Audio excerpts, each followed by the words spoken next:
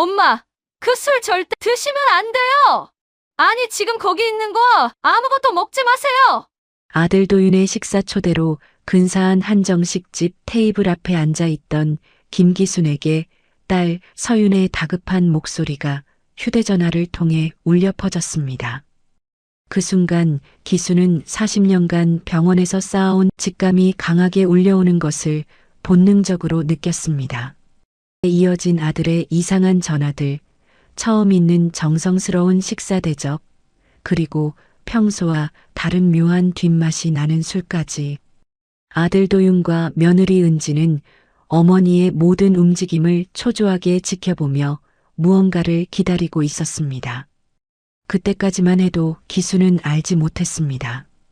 평생을 응급실에서 환자들의 생명을 구해온 자신이 정작 가장 사랑했던 아들에게서 목숨을 잃을 위기에 처하게 될 줄을 말이죠. 그럼 사연 보름달. 오늘의 이야기 시작하겠습니다.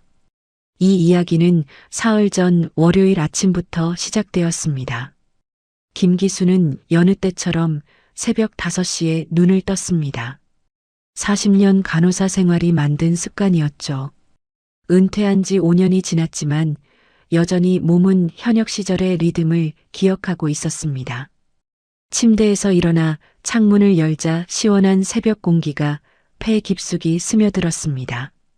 양평의 전원주택에서 보내는 노년은 생각보다 평온했습니다.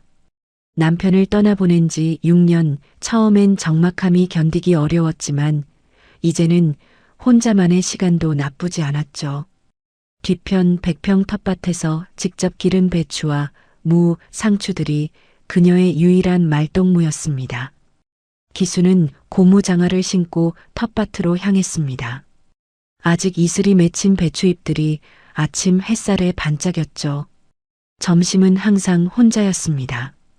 간단한 국과 밥, 그리고 직접 담근 김치 정도였죠. 식사 후에는 텔레비전을 보며 뜨개질을 하거나 책을 읽었습니다. 간호사 시절 읽지 못했던 소설책들이 요즘 유일한 취미였어요. 텃밭일을 마치고 집으로 돌아온 기수는 거실벽에 걸린 액자들을 바라봤습니다. 병원 근무 시절의 표창장들, 동료들과 찍은 사진들, 그리고 가장 소중한 가족 사진들. 특히 아들 도윤과 딸 서윤이 어렸을 때 찍은 사진 앞에서 오래 멈춰섰습니다. 서윤은 지금 서울에서 회사원으로 일하고 있었고 도윤은 아내와 함께 기순의 집 근처 양평읍내에서 살고 있었습니다. 도윤의 아내는 집 근처에서 피아노 학원을 운영하고 있었고 도윤은 작은 건설업체를 운영하고 있었습니다. 막내 서윤은 어느 정도 자리를 잡았지만 아들 도윤은 요즘 건설 경기가 어려워져 회사 운영이 힘들다고 들었습니다. 특히 도윤은 가까이 살면서도 몇 달에 한 번 정도 안부 전화를 하는 게 전부였죠. 그나마 기순에게 위안이 되는 건 일주일에 한 번씩 만나는 옛 동료 박미경과의 시간이었습니다. 미경은 기순보다 2살 어린 후배로 같은 병원에서 30년을 함께 일했던 동료였어요. 매주 수요일이면 두 사람은 양평읍내 식당에서 만나 점심을 먹었습니다. 그리고 한 달에 2번은 함께 양평 노인복지관에서 봉사활동을 했죠. 간호사 출신 두 사람이 어르신들의 건강 상담을 해드리는 일이었습니다. 기순 언니, 우리 나이에 이런 봉사라도 할 수 있어서 참 다행이에요. 그러게 그냥 집에만 있으면 답답하잖아. 미경과의 만남은 기순에게 소중한 시간이었어요. 간호사 시절 추억도 나누고 요즘 걱정거리도 털어놓을 수 있는 유일한 친구였거든요. 저녁 식사도 간소했습니다. 텃밭에서 따온 상추와 오이, 그리고 된장찌개 정도. 가끔 서윤이 반찬을 가져다 주면 며칠간 든든했죠. 그렇게 조용하고 평범한 하루가 반복되는 일상이었습니다. 때로는 적적하기도 했지만 나름의 평화로운 노년이었죠. 밤 9시가 되면 뉴스를 보며 하루를 마무리했습니다. 요즘 뉴스는 볼 때마다 마음이 무거웠어요. 특히 가족 간의 사건들이 나올 때면 더욱 그랬습니다. 이날도 기수는 리모컨을 눌러 저녁 뉴스를 틀었습니다. 앵커가 차분한 목소리로 뉴스를 읽고 있었어요. 다음 소식입니다. 경기도 한 지역에서 70대 홀로 사는 할머니가 아들에게 독살당할 뻔한 사건이 발생했습니다. 경제적으로 어려워진 40대 아들이 어머니의 생명보험금을 노리고 수면제를 음식에 탔다가 발각됐는데요. 기순의 손이 컵을 든 채 멈춰버렸습니다. 화면에는 구급차와 경찰차가 보였고 모자이크 처리된 용의자가 연행되는 모습이 나왔어요. 이런 일이 정말 있을 수 있나? 기수는 고개를 저으며 채널을 돌렸습니다. 예전에는 이런 뉴스를 봐도 남의 일이라고 생각했는데 요즘은 왠지 가슴이 답답하고 불안했어요. 혹시 자신도 언젠가 이런 일을 당할 수 있는 건 아닌지 하는 생각이 들었거든요. 내가 나이 들면서 예민해진 건가? 혼잣말을 하던 그때 휴대전화가 울렸습니다. 표시를 보니 아들 도윤이었습니다. 기수는 반가운 마음에 서둘러 전화를 받았죠. 응. 도윤아, 엄마, 안녕하세요. 건강하시죠? 평소보다 목소리가 밝았습니다. 기수는 뭔가 좋은 일이라도 있나 싶어 기분이 좋아졌죠. 그래 엄마는 건강하지. 그런데 너 목소리가 좋아 보이네. 아, 그냥요, 엄마. 요즘 뭐 하세요? 뭐 하긴. 텃밭이라고 TV 보고 그러지. 잠시 정적이 흘렀습니다. 도윤이 뭔가 말하려다가 망설이는 것 같았죠. 엄마, 이번 주말에 시간 있으세요? 시간이야 많지. 은퇴야 사람이 뭐가 바쁘겠나. 그런데 그건 왜? 그럼 토요일에 엄마한테 식사 대접하고 싶어서요. 엄마랑 오랜만에 좋은 곳에서 식사하고 싶어서 연락드렸어요. 기수는 깜짝 놀랐습니다. 결혼한 후 아들이 이렇게 격식을 차려 식사를 대접하겠다고 한 적은 한 번도 없었거든요. 보통은 동네 식당에서 간단히 만나는 게 전부였죠. 어머, 도윤아, 갑자기 왜? 무슨 특별한 날이야? 무슨 좋은 일이라도 생긴 거야? 아니에요. 그냥 평소에 너무 소홀했던 것 같아서요.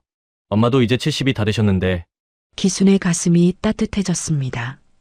아들이 자신을 생각해 준다니 이보다 더 기쁜 일이 어디 있겠습니까? 그래, 좋지. 어디로 가면 되니? 양평에서 유명하고 조용한 한정식 집이 있어요. 엄마 좋아하는 갈비찜도 나오고 제철 나물들로 정갈하게 차려주는 곳이에요. 그리고 엄마, 거기 사장님이 직접 담은 인삼주가 정말 좋다고 하더라고요. 식사하시면서 한잔 하시고요. 이번엔 정말 놀랐습니다. 사실 기수는 밥을 먹으면서 반주를 하는 습관이 있었거든요. 그럴 때면 건강에 안 좋다고 늘 잔소리를 하던 아들이었는데 아들이 오히려 술을 권하다니. 이야, 너 평소에 건강에 안 좋다고 밥 먹을 때 술 한 잔도 먹지 마라고 했잖아. 엄마도 이제 70인데 가끔은 즐기셔야죠. 좋은 인삼주니까 몸에도 좋을 거예요. 기수는 뭔가 이상하다는 생각이 들었지만 아들의 정성을 거절할 수는 없었습니다. 그래, 알겠다. 그럼 몇 시에 어디로 가면 되니? 토요일 6시쯤으로 예약해 놓을게요. 성심한정식집으로 오세요. 택시 타면 20분 정도 안 걸릴 거예요. 그래, 토요일 저녁에 갈게. 네, 그럼 토요일 6시쯤 오세요. 아, 그리고 엄마, 아들의 목소리가 잠시 머뭇거렸습니다. 서윤이한테는 말하지 마세요. 우리끼리만 조용히 만나요. 기수는 고개를 갸웃했습니다. 왜 딸에게는 말하지 말라는 걸까요? 남매 사이가 나쁜 것도 아닌데. 왜? 여동생도 부르면 좋잖아. 아니에요. 이번엔 정말 엄마랑만 시간 보내고 싶어요. 전화를 끊고 나서도 기수는 한참 동안 휴대전화를 바라봤습니다. 아들의 갑작스러운 변화가 반갑기도 했지만 한편으로는 뭔가 석연치 않았죠. 40년 간호사 생활이 만든 직감이 미세하게 경고음을 울리고 있었습니다. 하지만 기수는 그 불안감을 애써 무시했습니다. 그리고 생전 없는 초대에 혹시나 손자가 생겨서 할머니 된 거 축하한다고 초대하는 게 아닌가 하는 기대감도 있었습니다. 아들이 자신을 챙겨준다는데 의심할 이유가 어디 있겠습니까? 사실 기수는 요즘 한 가지 중요한 결심을 하고 있었습니다. 자신이 가지고 있는 재산을 아이들에게 미리 나눠주는 것이었어요. 남편과 신혼 때 산 서울 용산 아파트는 지금 시세로 15억이 넘었고 간호사로 40년간 모은 적금과 주식 그리고 남편의 보험금까지 합하면 10억 정도 더 있었습니다. 총 25억에 가까운 재산이었죠. 이제 70이 넘은 나이에 이런 큰 재산을 혼자 가지고 있을 이유가 없었어요. 특히 도윤이 경제적으로 어렵다고 하니 더욱 그랬습니다. 서윤에게는 현금과 주식 일부를 증여해주고 아들에게는 아파트를 줄 생각이었죠. 토요일에 만나서 아들에게 용산 아파트를 증여하겠다고 말해야겠어. 기수는 마음속으로 다짐했습니다. 아들이 먼저 식사를 대접하겠다고 하니 그때 좋은 소식을 전하기에 좋은 기회일 것 같았어요. 15억짜리 아파트면 아들의 경제적 어려움을 충분히 해결해 줄 수 있을 테니까요. 그날 밤 기수는 평소보다 일찍 잠자리에 들었습니다. 토요일 저녁이 기다려졌거든요. 마지막으로 침대맡 탁자 위에 가족 사진을 바라보며 미소를 지었습니다. 역시 가족이 최고야. 하지만 기수는 몰랐습니다. 그 사진 속 아들이 며칠 후 자신에게 어떤 일을 저지르려 하는지를 그리고 평생 남을 구해온 천사가 정작 가장 믿었던 사람에게서 생명의 위협을 받게 될 줄을 말이죠. 그런데 이상한 일은 바로 다음 날부터 시작되었습니다. 화요일 아침 기수는 평소보다 30분 일찍 눈을 떴습니다. 어젯밤 아들과의 통화가 계속 머릿속을 맴돌았거든요. 창밖으로 스며드는 새벽 햇살을 바라보며 오랜만에 설레는 마음을 느꼈습니다. 손자 소식일까요? 아니면 정말 아들이 철이 든 것일까요? 텃밭에서 배추를 돌보다가도 자꾸 토요일 저녁이 생각났습니다. 갈비찜과 광어회라니 30년 전 아들이 어렸을 때 생일날 행복하게 먹었던 기억이 났습니다. 그때는 간호사 월급으로는 부담스러웠지만 아들이 좋아하는 모습을 보려고 무리해서라도 준비했던 기억이었습니다. 점심을 먹고 있는데 또 휴대전화가 울렸습니다. 이번에도 도윤이었죠. 어제 통화한 지 하루도 안 지났는데 또 전화라니 정말 이상했습니다. 응, 도윤아. 엄마 어제 말씀드린 토요일 저녁 약속 기억하시죠? 물론이지. 벌써 기대되는데. 혹시 서윤이한테 말씀하신 건 아니죠?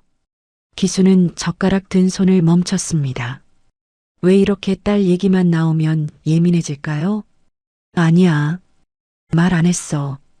그런데 왜 그렇게 서윤이한테 말하지 말라고 그러니? 아니에요. 그냥 이번엔 정말 엄마랑만 시간 보내고 싶어서요. 뭔가 숨기는 듯한 목소리였지만 기수는 아들의 마음을 이해하려고 했습니다. 혹시 남매 사이에 뭔 갈등이라도 있나 싶어서 더 이상 묻지 않았죠. 알겠다. 그런데 너 요즘 무슨 일 있니? 갑자기 전화도 자주 하고. 저도 이제 나이도 들었는데 엄마 챙겨야죠. 그리고 엄마 혼자 계시니까 자주 연락드려야죠. 싫으세요? 아니야, 그럴 리가 있니? 엄마는 좋지. 그런데 갑자기 그러니까 어색해서 그러지. 그럼 됐어요. 토요일 날 뵐게요, 엄마. 그래, 도윤아. 전화를 끊고 나서 기수는 확실히 뭔가 이상함을 느꼈습니다. 평소 한 달에 한 번 전화하던 아들이 3달 전부터 전화를 종종 하더니 요즘은 하루가 멀다 하고 전화하다니. 게다가 서윤을 의식하는 듯한 말투도 그랬고요. 수요일에도 도윤에게서 전화가 왔습니다. 엄마, 토요일에 오실 때 몇 시쯤 도착하실 것 같아요? 6시라고 했잖아. 혹시 조금 일찍 오시면 안 될까요? 5시 반쯤으로요. 왜? 급한 일이라도 있어? 아, 그 식당이 인기가 많아서 6시는 예약이 안 되고 5시 반만 가능하다고 하더라고요.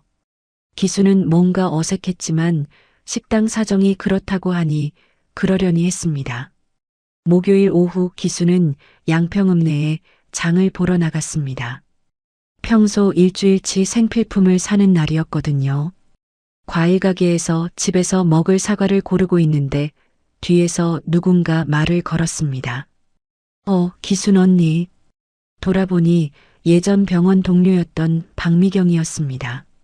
매주 수요일마다 만나서 점심을 먹고 함께 봉사활동을 하는 친한 후배였죠. 아이고, 미경아. 어제 만났는데 또 보네. 그러게요. 언니는 뭐 사러 나오셨어요? 기순이 장바구니를 들어보이며 웃었습니다. 집에서 먹을 거 좀 사려고. 너는? 저도 마찬가지예요. 그런데 언니, 어제보다 기분이 좋아 보이시네요? 아, 다른 게 아니고 도윤이가 갑자기 아들 노릇하겠다며 토요일에 성심 한정식 집에서 식사 대접을 하겠다고 하는 거 있지? 그래서 그런가 봐. 아, 그래요? 언니 좋으시겠어요. 안 그래도 어제 우리 남편이 그러는데 도윤이한테서 연락이 왔다고 하더라고요. 도윤이가? 네. 요즘 부동산 시장이 어떤지, 전원주택 같은 거 처분하기 어려운지 그런 얘기를 물어보더래요. 기순의 표정이 굳어졌습니다. 아들이 부동산 얘기를, 그것도 전원주택 처분 얘기를, 언제 그런 얘기를 했다고? 우리 남편이 이상하다고 하더라고요. 언니가 건강하신데 왜 갑자기 그런 얘기를 하는지. 언니 집 말고 택을 따로 가지고 있는 것도 아닌데 그런 걸 물어보니까 이상하다는 생각이 들었다고. 기수는 머릿속이 복잡해졌습니다. 아들이 자신 몰래 부동산 처분에 관심을 보이다니. 사업이 힘들다는 얘기를 듣기는 했지만 많이 어려운가 하는 걱정이 들었어요. 그런 얘기를 언제 했다고? 지난주에 한 번 전화했었고 어제도 또 남편한테 전화해서 물어보더래요. 동산 중개업 하니까. 집으로 돌아가는 길에 기수는 계속 생각에 잠겼습니다. 며칠째 이어지는 아들의 이상한 행동들이 하나씩 연결되기 시작했거든요. 갑작스러운 전화들, 처음 있는 식사 대접, 그리고 이제 부동산 처분 얘기까지. 그날 밤 기수는 도윤에게 직접 전화를 걸어봤습니다. 도윤아, 엄마야. 아, 엄마. 웬일로 엄마가 먼저 전화하셨어요? 목소리가 당황스러워 보였습니다. 별거 아니고 혹시 요즘 어려운 일이라도 있냐? 어려운 일이요? 무슨 말씀이에요? 그냥 뭔가 필요한 거라도 있으면 말해달라는 얘기야. 잠시 정적이 흘렀습니다. 도윤이 뭔가 망설이는 것 같았죠. 엄마, 정말 아무 일 없어요. 은지도 그러고 저도 그냥 엄마한테 너무 소홀한 것 같아서 초대하는 거예요. 그래, 알겠다. 그럼 토요일에 보자. 전화를 끊고 나서도 기수는 불안감을 떨칠 수 없었습니다. 40년 간호사 생활 동안 위험을 감지하는 능력을 기른 그녀였기에 이런 미묘한 변화들이 더욱 신경 쓰였죠. 금요일 저녁 기수는 내일 입고 갈 옷을 준비했습니다. 아들이 정성껏 준비한다니 자신도 깔끔하게 차려입고 가야겠다고 생각했거든요. 옷장에서 정장을 꺼내며 거울을 보는데 언제부턴가 많이 늙어 보이는 자신의 모습이 보였습니다. 그때 또 휴대전화가 울렸습니다. 이번에도 도윤이었죠. 하루 걸러 하루 전화하는 게 이제는 일상이 되어버렸습니다. 엄마, 내일 5시에 출발하시면 될 것 같아요. 응, 알았어. 아, 그리고 엄마. 내일 오실 때 혹시 평소 드시는 약 있으시면 가져오세요. 혹시 늦어질 수도 있으니까요. 약? 왜?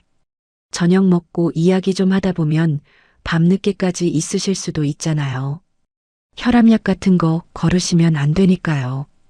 기수는 이상했습니다. 평소 자신의 건강 상태를 잘 아는 아들이 왜 갑자기 약 얘기를 할까요? 토요일 만남을 하루 앞둔 금요일, 기수는 혈압약이 떨어져서 마을 약국에 갔습니다. 며칠 전부터 잠을 설치고 가슴이 답답해서 혈압이 오른 것 같았어요. 도윤의 계속되는 전화와 이상한 행동들이 마음에 걸렸거든요. 안녕하세요, 어머님. 약국에 들어서자 젊은 약사가 반갑게 인사했어요. 이 동네에 이사 온 지 3년째라 이제는 얼굴을 아는 사이였습니다. 혈압약 좀 지어주세요. 요즘 잠을 잘 못 자겠어요. 네, 평소 드시던 걸로 드릴게요. 약사가 약을 준비하는 동안 뒤에서 들어온 다른 손님이 조용히 말했어요. 저기 졸피뎀 있나요? 네, 있습니다. 처방전 있으세요? 기수는 무심코 그 대화를 듣고 있었어요. 졸피뎀이라는 약 이름이 익숙하게 들렸거든요. 간호사 시절에 환자들이 잠들지 못할 때 처방받던 수면제였습니다. 요즘 졸피뎀 찾는 사람이 참 많네요. 약사가 기순에게 약을 건네주며 툭 던진 말이었어요. 별뜻 없는 일상적인 말이었지만 그 순간 기순의 머릿속에는 묘한 불안감이 스며들었습니다. 왜 갑자기 수면제 이야기가 신경 쓰이는 걸까요? 집으로 돌아와 점심을 준비하던 중에도 계속 그 말이 머릿속을 맴돌았습니다. 간호사 시절 기억이 되살아났어요. 수면제 과다 복용으로 응급실에 실려온 환자들, 그리고 그런 사건들 뒤에 숨겨진 가족 간의 문제들. 오후 3시쯤 서윤에게 전화를 걸어봤습니다. 며칠째 연락이 닿지 않아 걱정이 되었어요. 하지만 이번에도 계속 꺼져 있다는 안내 멘트만 들려왔습니다. 이상하네. 서윤이가 이렇게 연락이 안 되다니. 혼자 중얼거리며 불안감을 느꼈어요. 평소 바빠도 하루 정도는 답장을 해주던 딸이었는데 벌써 사흘째 연락이 두절된 상황이었습니다. 오후 4시쯤 갑자기 휴대전화가 울렸습니다. 화면에는 서윤이라는 이름이 떠 있었어요. 기수는 안도의 한숨을 내쉬며 급히 전화를 받았습니다. 서윤아, 엄마 걱정 많이 했잖아. 엄마 미안해요. 서윤의 목소리는 평소와 달리 조심스럽고 긴장되어 있었습니다. 뭔가 중요한 말을 하려는 듯한 느낌이었어요. 무슨 일이야? 목소리가 이상해. 엄마, 사실은 좀 걱정되는 일이 있어서요. 요즘 새언니가 이상한 말을 많이 해요. 뭔가 무서운 생각을 하고 있는 것 같아서요. 서윤의 목소리가 더욱 낮아졌습니다. 마치 누군가 듣고 있을까봐 걱정하는 것 같았어요. 은지가 무슨 말을? 엄마, 제 친구 중에 은지 언니랑 친한 혜진이라는 애가 있어요. 그 애가 며칠 전에 저한테 전화를 했는데 서윤이 잠시 말을 멈췄습니다. 뭐라고? 은지 언니가 요즘 너무 힘들어한다면서요. 오빠 사업이 완전히 망해서 빚이 몇 억이 쌓였다고 해요. 기수는 깜짝 놀랐습니다. 도윤이 그 정도로 어려운 상황인 줄 몰랐거든요. 그런데 더 무서운 얘기는 그 다음이에요. 서윤의 목소리가 떨렸습니다. 은지 언니가 혜진이한테 그랬다는 거예요. 시어머니가 너무 정정하셔서 언제 돌아가실지 모르겠는데 빨리 돌아가셔야 재산으로 빚을 갚을 수 있을 텐데. 이런 말을 했다는 거예요. 기순의 온몸이 차갑게 식어갔습니다. 그리고 혜진이가 너무 무서웠다고 하는 게 어떻게 하면 빨리 돌아가실까라고도 했다는 거예요. 설마 혜진이가 저한테 이런 얘기를 해도 되는지 모르겠지만 너무 무서워서 말한다고 하더라고요. 엄마가 위험할 수도 있다고. 그때 갑자기 전화가 끊어졌습니다. 기수는 다시 걸어보려 했지만 계속 통화 중 신호만 들려왔어요. 몇 분 후 서윤에게서 다시 전화가 왔습니다. 엄마, 죄송해요. 갑자기 끊어졌네요. 괜찮다. 그런데 은지가 정말 그런 말을 했다는 거니? 네, 엄마. 그래서 혜진이가 저한테 알려준 거예요. 혹시 오빠 연락 온 거 있었어요? 응, 며칠 전부터 전화 와서 이것저것 물어보기도 하고 토요일 밥 먹자고 하더라고. 성심 한정식에서 5시 반에 먹기로 했어. 엄마 혹시 모르니까 일단 조심하세요. 설마 오빠가 무슨 짓을 하겠어요? 그래도 조심해서 나쁠 건 없으니까요. 아셨죠? 기순의 머릿속이 복잡해졌습니다. 하지만 아직 믿기지 않았어요. 알겠어. 그런데 너무 걱정하지는 마라. 엄마, 정말 이상하시면 바로 나한테 전화하세요. 언제든지 달려갈 수 있거든요. 전화를 끊고 나서도 기수는 딸의 걱정스러운 목소리가 귓가에 맴돌았습니다. 저녁 무렵 하늘에 먹구름이 몰려들기 시작했습니다. 번개가 번쩍이고 천둥 소리가 멀리서 들려왔어요. 기수는 거실 창가에 서서 바깥을 바라보았습니다. 번개가 칠 때마다 하늘이 순간적으로 환해졌다가 다시 어두워졌어요. 그때 갑자기 간호사 시절의 기억이 떠올랐습니다.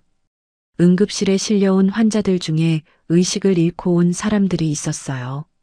가족들은 갑작스러운 발작이라고 했지만 나중에 알고 보니 수면제 과다 복용이었던 경우들, 그리고 그런 사건들 뒤에는 항상 복잡한 가족사가 있었습니다. 설마, 기순의 머릿속에 무서운 생각이 스쳐 지나갔어요. 도윤의 갑작스러운 연락들, 부동산 처분 얘기, 그리고 서윤의 의심스러운 말, 약국에서 들었던 졸피뎀 이야기까지 모든 것이 하나로 연결되는 것 같았습니다. 비가 내리기 시작했습니다. 창문에 빗방울이 떨어지는 소리가 기순의 마음을 더욱 침울하게 만들었어요. 내일 정말 아들을 만나러 가야 할까요? 남편의 사진 앞으로 걸어가서 중얼거렸습니다. 여보, 어떻게 해야 할까요? 하지만 사진 속 남편은 답해주지 않았어요. 기수는 혼자서 이 무서운 의심과 맞서야 했습니다. 밤이 되어서도 잠이 오지 않았습니다. 침대에 누워 천장을 바라보며 온갖 생각들이 머릿속을 스쳐 지나갔습니다. 도윤의 어린 시절 모습, 착하고 순수했던 그 아이가 정말 이런 일을 꾸밀 수 있을까요? 새벽이 되자 비는 그쳤지만 기순의 마음은 여전히 폭풍 같았습니다.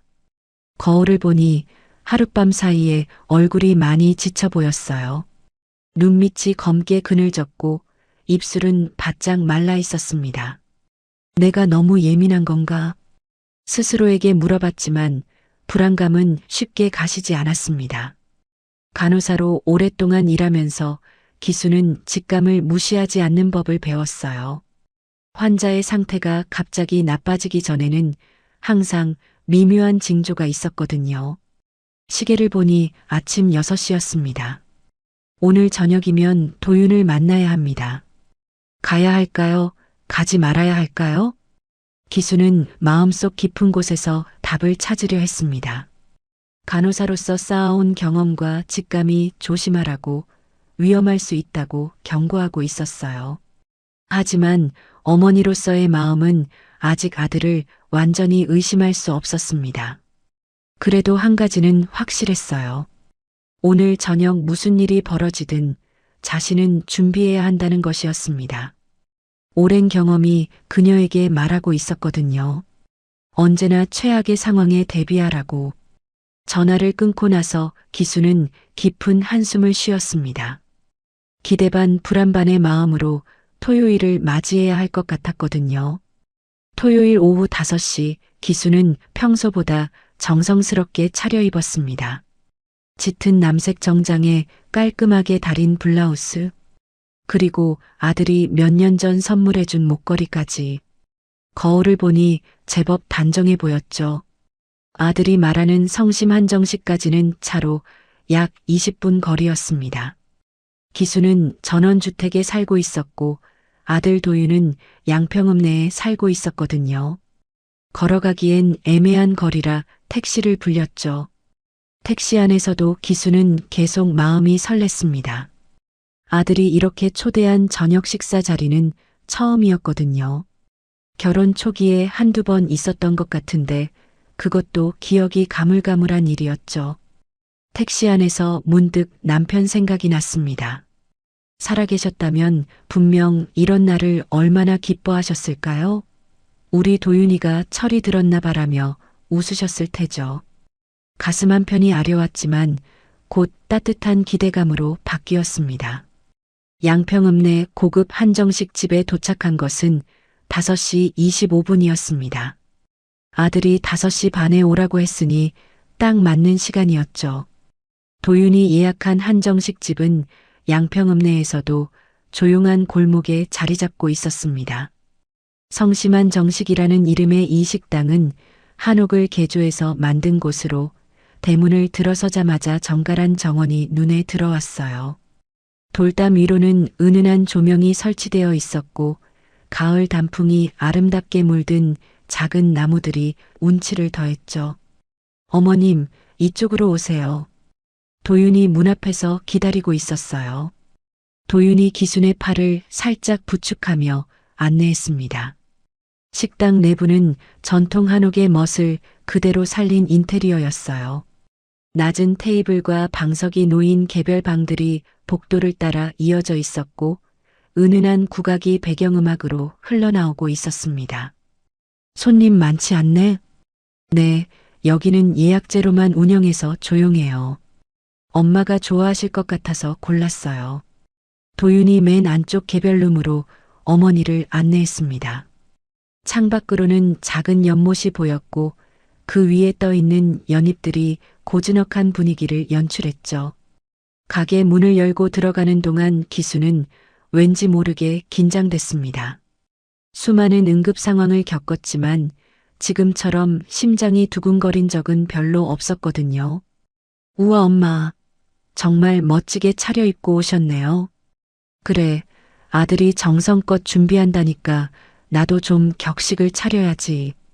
도윤이가 기순의 뒤를 힐끗 봅니다.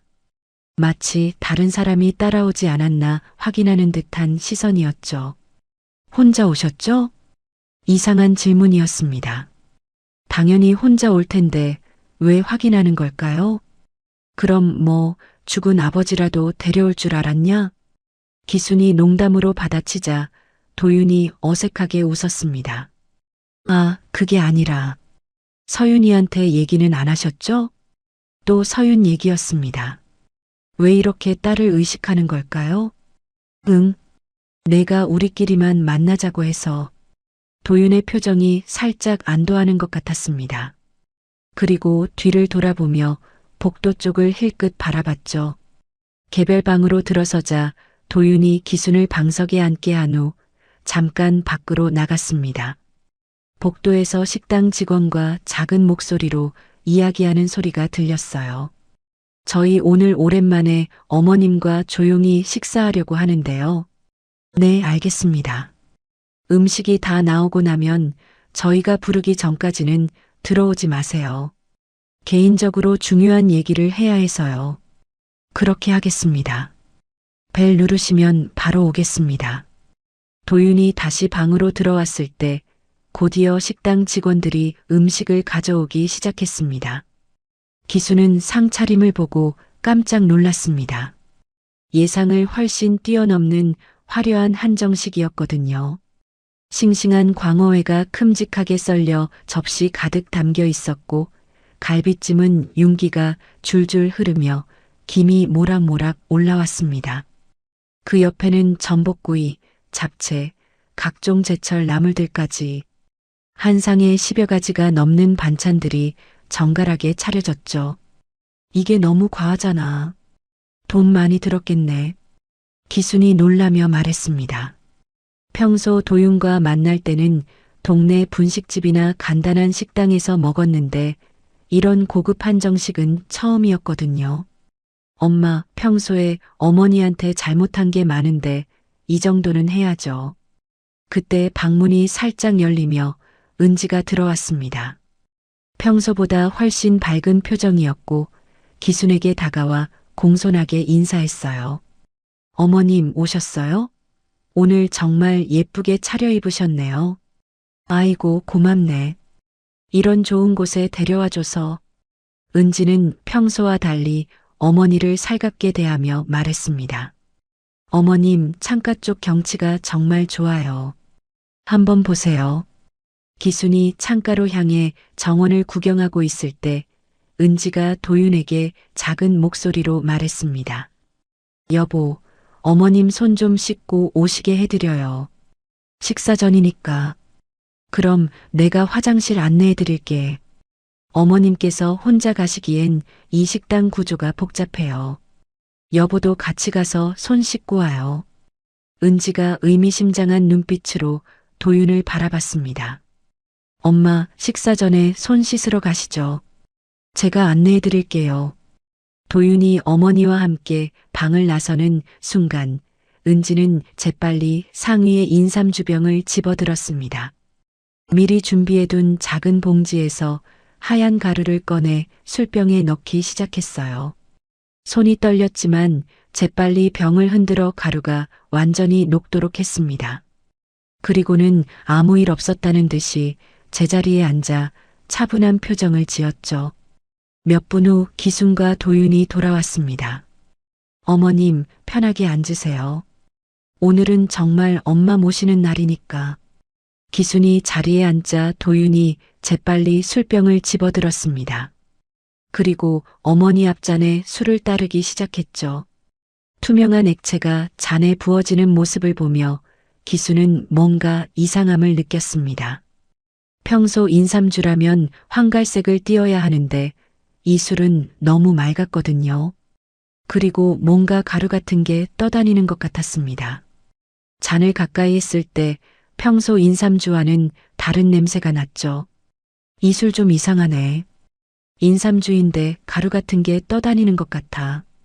도윤이 잠깐 당황하는 듯 했지만 곧 웃으며 대답했습니다.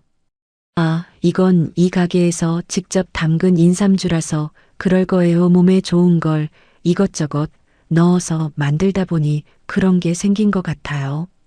기수는 의심스러웠지만 아들이 정성껏 준비한 것을 의심할 수는 없었습니다. 하지만 40년 간호사 경험이 만든 본능이 계속 경고음을 울리고 있었죠. 자, 어머님, 건배하시죠?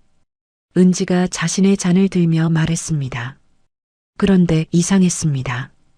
은지의 잔에는 술이 아니라 물이 들어 있었거든요. 은지야, 너는 왜 물이야? 아, 저는 지금 아기 준비 중이거든요. 엄마가 건강해야 건강한 아기 낳잖아요. 그럴듯한 대답이었지만 기수는 뭔가 석연치 않았습니다. 아들과 며느리가 모두 술을 마시지 않는다니 그럼 자신 혼자만 마시라는 얘기인가요? 도윤이 너도 안 마셔? 네, 엄마. 몸이 좀 안 좋기도 하고 엄마 가실 때 모셔다 드려야 하잖아요. 기순의 시선이 자신의 술잔으로 향했습니다. 투명한 액체가 잔 가득 차 있었는데 왠지 마시기가 꺼려졌습니다. 하지만 아들이 정성껏 준비한 것을 거부할 수는 없었죠. 그럼 나 혼자만 마시라는 거네. 엄마께서 주인공이시잖아요. 오늘은 엄마만을 위한 날이에요. 도윤의 말에는 묘한 강조가 있었습니다. 마치 꼭 마셔야 한다는 뜻이 담긴 것 같았죠. 기순이 잔을 들어 올렸습니다. 아들과 며느리가 그녀의 모든 동작을 주시했습니다. 마치 그녀가 정말로 술을 마실 것인지 확인하려는 듯. 그런데 기수는 아직 몰랐습니다. 그 술잔 속에 자신의 생명을 위협할 위험한 것이 들어있다는 것을, 그리고 평생 믿고 사랑했던 아들이 자신에게 어떤 끔찍한 일을 저지르려 하는지를. 기순이 술잔을 입에 댔습니다. 첫 모금을 마시는 순간 이상한 맛이 혀끝에 퍼졌죠. 인삼주 특유의 달콤 쌉싸름한 맛이 아니라 묘하게 쓰고 텁텁한 뒷맛이 났습니다. 마치 약품을 탄 것 같은 느낌이었죠. 이 술 맛이 좀 특이하네. 기순이 잔을 내려놓으며 말했습니다. 아들과 며느리가 긴장한 듯 서로 시선을 교환했죠. 아, 그래요? 당금주라 그런가 봐요. 처음엔 좀 낯설 수 있어요. 도윤이 재빨리 어머니의 접시에 안주를 올려주며 말했습니다. 엄마, 광어 드셔보세요. 정말 싱싱해요. 기수는 광어회를 집어 먹었습니다. 정말 신선하고 맛있었죠. 하지만 입안의 이상한 뒷맛은 쉽게 사라지지 않았습니다. 물을 한 모금 마시고 나서야 조금 나아졌죠. 은지가 부엌에서 뭔가를 가져와 식탁에 놓았습니다. 작은 접시에 담긴 김치였는데 평소 기순이 좋아하는 묵은지였죠. 어머님, 묵은지 드셔보세요. 입맛에 맞을 거예요. 오, 묵은지네. 고마워. 기순이 묵은지를 한 점 집어 먹으며 기분이 좋아졌습니다. 아들과 며느리가 자신의 취향을 기억해 준다는 것만으로도 감동이었거든요. 엄마, 술 한 잔 더 하세요. 오늘은 그냥 편하게 드세요. 제가 책임지고 모셔다 드릴게요. 도윤이 어머니의 빈잔에 다시 술을 따랐습니다. 이번에도 투명한 액체가 가득 차올랐죠. 기수는 여전히 의심스러웠지만 아들의 정성을 생각해 두 번째 잔을 들었습니다. 두 번째 잔을 마시자 이상한 느낌이 더 강해졌습니다. 속이 뜨거워지기 시작했고 목구멍이 마르는 느낌이었죠. 평소 술을 마실 때와는 확실히 다른 반응이었습니다. 물 좀 줄래? 네, 바로 가져다 드릴게요. 도윤이 벌떡 일어나 부엌으로 갔습니다. 물을 가져오는 동안 기수는 자신의 몸 상태를 점검해 봤죠. 심장이 평소보다 빨리 뛰고 있었고 손끝이 미세하게 떨리는 것 같았습니다. 은지가 기순의 표정을 유심히 관찰하고 있었습니다. 마치 변화를 기다리는 것처럼 말이죠. 어머님, 기분은 어떠세요? 인삼주가 좀 독하기는 하죠? 글쎄, 평소보다 빨리 취하는 것 같네. 실제로 기수는 이상함을 느끼고 있었습니다. 평소 한 병도 끄덕없던 그녀였는데 고작 두 잔 마시고 이렇게 어지러울 리가 없었거든요. 도윤이 물을 가져다 줬습니다. 기순이 화장실을 다녀오는 사이 문 앞에 다다르자 아들과 며느리가 조용히 대화를 나누는 소리가 들렸죠. 소리는 작았지만 기순의 예민해진 청각에는 들렸습니다. 언제쯤 될까? 은지의 목소리였습니다. 조금만 더 기다려봐. 3잔 정도는 먹어야 해. 도윤의 대답이었죠. 기수는 등골이 서늘해졌습니다. 뭔가 기다린다고? 뭘 기다리는 거지? 40년 간호사 생활이 만든 직감이 이제는 확실한 경고음을 울리고 있었습니다. 너희 지금 뭔 얘기하는 거야? 기순이 문을 열고 들어가며 떨리는 목소리로 물었습니다. 도윤과 은지가 당황하며 서로를 바라봤어요. 아, 아무것도 아니에요. 그냥 디저트 언제 주문할지 얘기하는 거예요. 도윤이 당황하며 둘러댔습니다. 하지만 기수는 이미 확신하고 있었죠. 뭔가 잘못되었다는 것을. 갑자기 어지러움이 심해졌습니다. 시야가 흐려지기 시작했고 손에 힘이 빠지는 느낌이었죠. 젓가락을 들고 있던 손이 떨렸습니다. 이상하다. 몸이 좀. 기순이 중얼거리자 아들과 며느리의 표정이 더욱 긴장됐습니다. 마치 기다리던 순간이 온 것처럼 말이죠. 그때였습니다. 기순의 휴대전화가 울렸습니다. 벨소리가 거실에 크게 울려 퍼졌죠. 아들과 며느리가 깜짝 놀라며 서로를 바라봤습니다. 기수는 흐릿해지는 시야로 휴대전화를 확인했습니다. 발신자는 딸 서윤이었죠. 손이 떨렸지만 간신히 통화 버튼을 눌렀습니다. 여보세요. 목소리도 평소와 달랐습니다. 혀가 굳어가는 것 같았죠. 엄마, 지금 어디세요? 서윤의 목소리가 다급했습니다. 마치 무슨 일이 벌어질 것을 알고 있는 것처럼.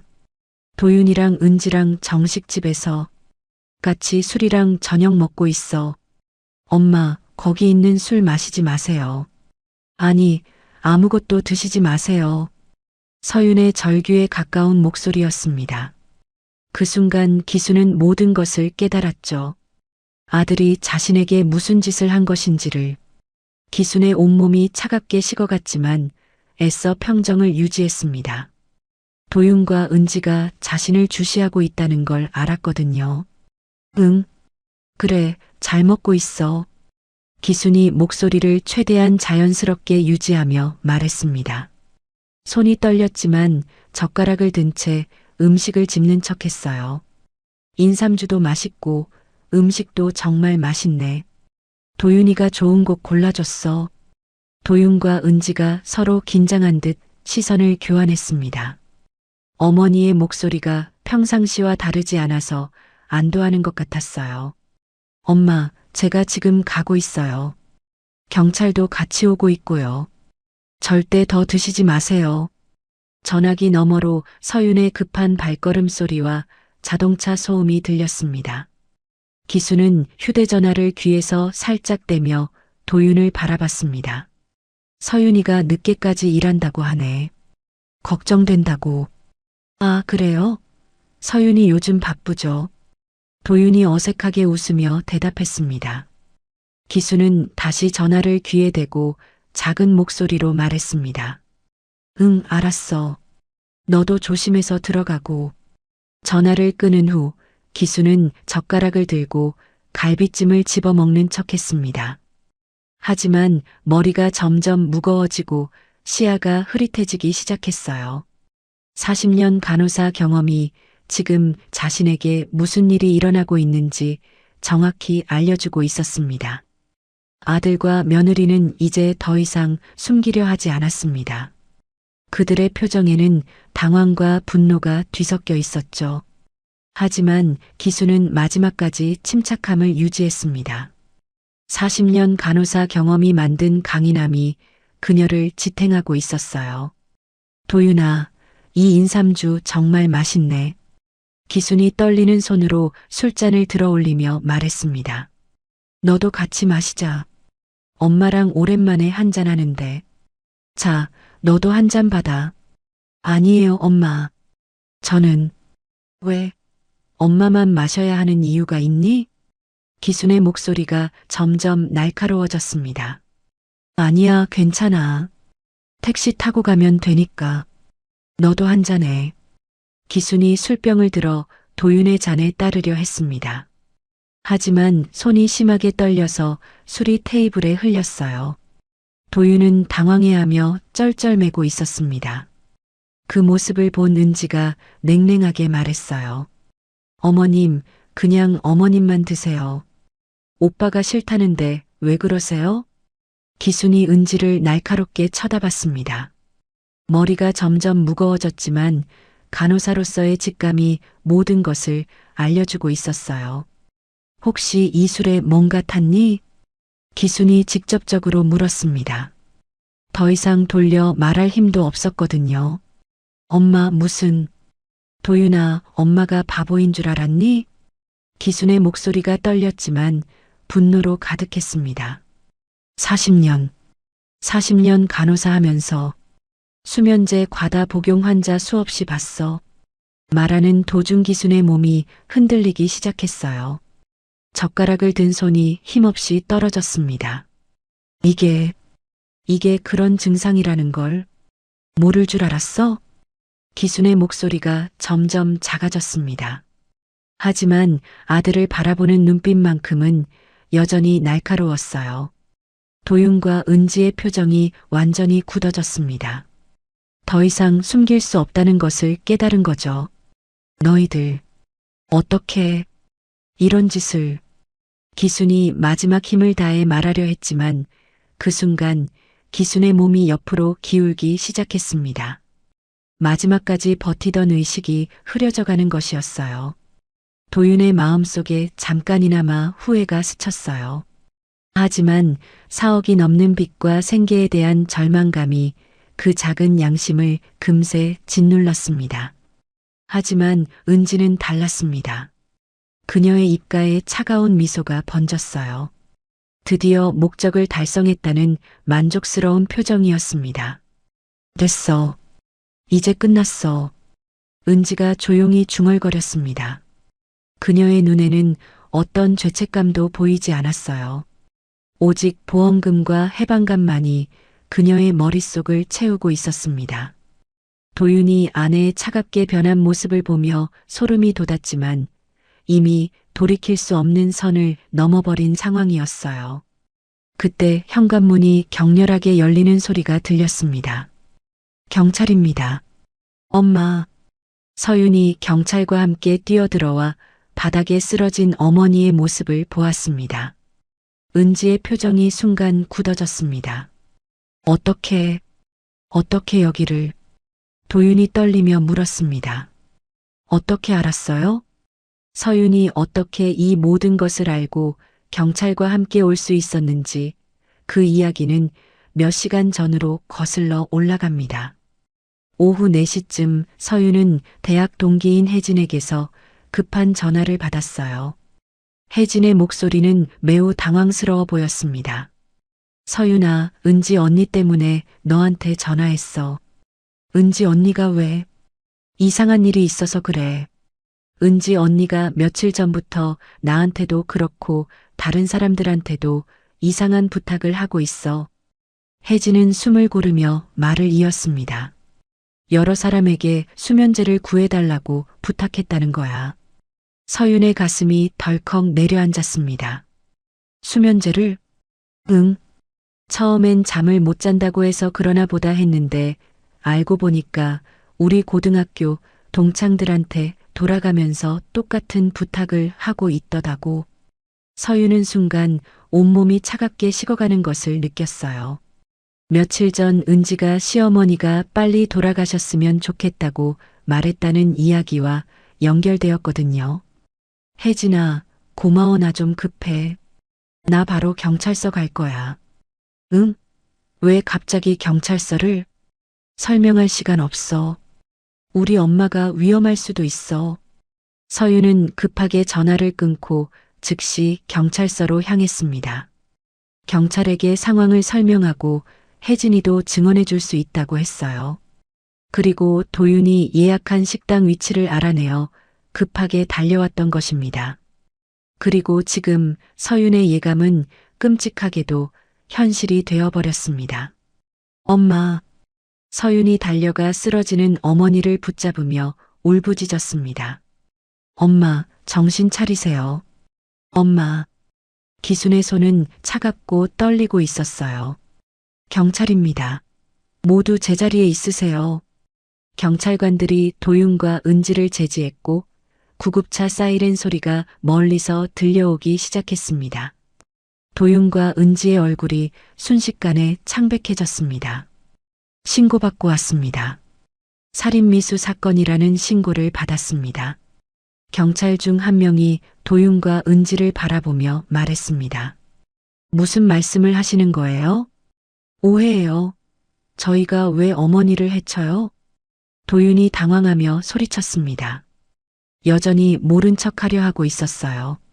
경찰이 식탁을 둘러보며 말했습니다. 신고 내용이 수면제를 음식이나 음료에 탔다는 것이었는데 어머니께서 드신 게 뭡니까? 서윤이 손가락으로 술병을 가리켰습니다. 저 인삼주요. 엄마가 인삼주 드신다고 아까 그러셨어요. 경찰이 장갑을 끼고 조심스럽게 술병을 들어 올렸습니다. 그럼 이 인삼주에 수면제를 탔다는 얘기군요. 그건 그냥 인삼주예요. 아무것도 타지 않았어요. 은지가 떨리는 목소리로 말했습니다. 일단 이것부터 압수하겠습니다. 정확한 성분 분석을 위해 국과수에 감정 의뢰할 예정입니다. 경찰이 술병을 증거봉투에 넣으며 말했습니다. 그때 구급차 사이렌 소리가 들려왔습니다. 서윤이 가방에서 서류들을 꺼내며 말했습니다. 여기 증거들이 있어요. 새언니가 며칠 전에 약국에서 졸피뎀을 구입한 CCTV 영상이고요. 주변 친구들에게 수면제를 사달라고 부탁한 정황들도 여기 있어요. 첫 번째 서류를 경찰관에게 건네줬어요. 그리고 엄마 명의로 가입된 생명보험 계약서들입니다. 무려 4개나 되고 수익자는 모두 오빠 이름으로 되어 있어요. 도윤의 얼굴이 더욱 하얗게 질렸습니다. 보험은 사실 며느리 은지가 도윤 모르게 가입해 놓은 거였습니다. 이게 뭔 소리야? 나는 그런 거 모르는데? 은지야, 이게 다 뭐야? 그때 은지가 차갑게 웃으며 말했습니다. 증거가 있어요? 어머님이 쓰러졌다는 게 우리 때문이라는 증거 있냐고요? 은지의 목소리에는 여전히 뻔뻔함이 배어 있었어요. 설마 어머님이 쓰러진 게 우리 잘못이라고 생각하는 거예요? 어머님이 원래 몸이 안 좋으셨잖아요. 서윤이 분노로 떨리며 소리쳤습니다. 언니, 아직도 그런 소리를 해요? 뭐가 잘못됐어요? 우린 그냥 좋은 마음으로 어머님 모신 거예요. 은지가 끝까지 발뺌했습니다. 하지만 도윤은 달랐어요. 점점 무너져가고 있었습니다. 은지야, 이제 그만해. 도윤이 떨리는 목소리로 말했지만 은지는 그를 노려봤습니다. 입 닥쳐. 내가 먼저 포기하면 우리 다 끝나는 거야. 경찰이 수첩을 꺼내며 두 사람의 모습을 지켜봤습니다. 기수는 흐릿한 의식 속에서도 그 말을 분명히 들었습니다. 가슴이 찢어질 것 같았어요. 평생 사랑으로 키운 아들이 자신의 목숨을 돈으로 계산하고 있었다니. 도윤아. 기순이 떨리는 목소리로 아들을 불렀습니다. 도윤은 고개를 들지 못했어요. 경찰이 도윤과 은지에게 수갑을 채우려 하자 기순이 간신히 목소리를 냈습니다. 경찰관님, 잠시만요. 경찰이 기순에게 다가갔습니다. 네, 말씀하세요. 기순은 거실 구석의 서류 가방을 가리켰습니다.